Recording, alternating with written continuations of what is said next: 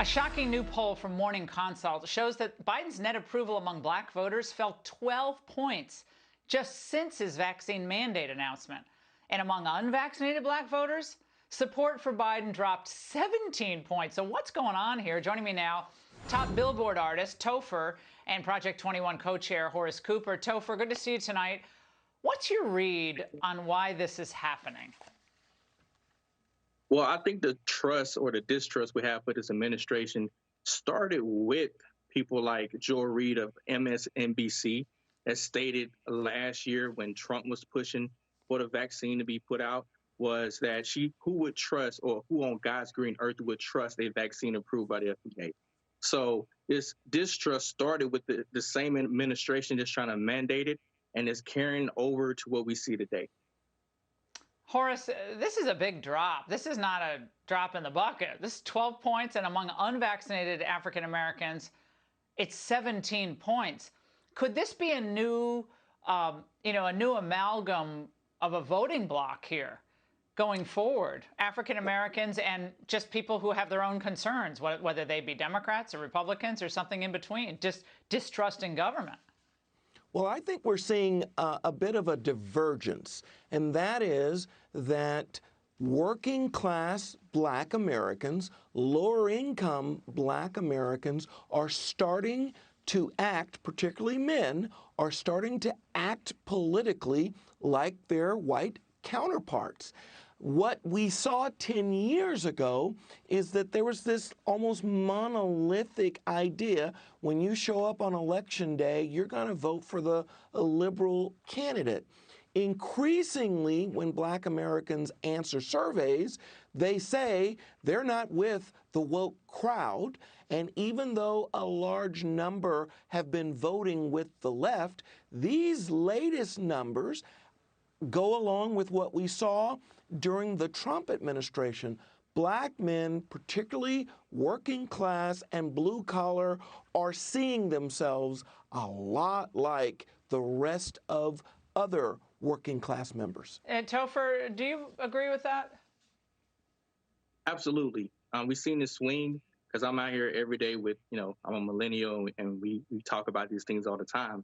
And as you see more and more people recognize the freedoms that have been taken, and specifically with how they're mandating vaccine mandates up in New York, where you can't go to restaurants and eat, you can't go to the gym and work out, all these things that help curb your susceptibility to contracting COVID. They're forcing these mandates that are going to disproportionately affect black people. And we see this. There's a reason why like I said, there's a reason why we distrust what the FDA is approving. So I read a report from KHN that said from January 2013 to October 2018, there were over 8,000 medications that were approved by the FDA that was recalled. That's a lot of medications. So when people just say it's FDA approved, and then they try to force it down you without any ability to sue the company for any injuries, then it's a problem. And I'm glad people are standing up and speaking their mind.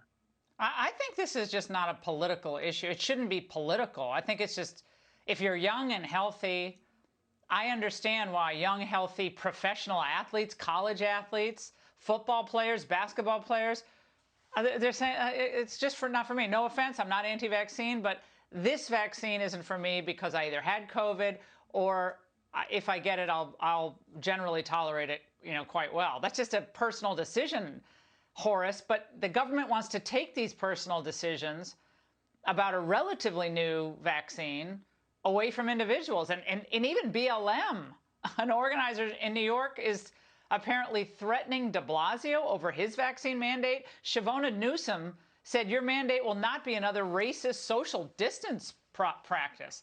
Black people are not going to stand by, or you will see another uprising, and that's not a threat, that's a promise. This vaccination passport is not a free passport to racism. Horace, what's that?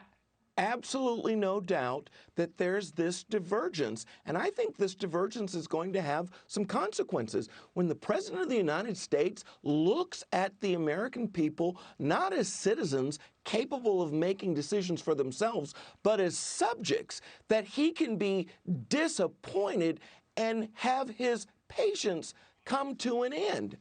A lot of people saw that and they were upset about it. Yeah. When I heard him say that he was going to make all federal employees take the vaccine, I said to myself, good luck with that. No, Disproportionately, Black Americans are in those lower categories of those grades. Yeah, I want to look I couldn't get him to show up to work. No, How is he going to get him to get a vaccine? I want to put this up. Vaccination rate by ethnicity. A lot of people watching right now aren't aware of this.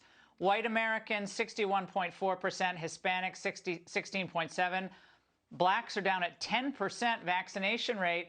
Topher, and yet the elites want to make everyone feel like if you didn't get vaccinated, you're an idiot. I imagine people aren't taking that well in your community.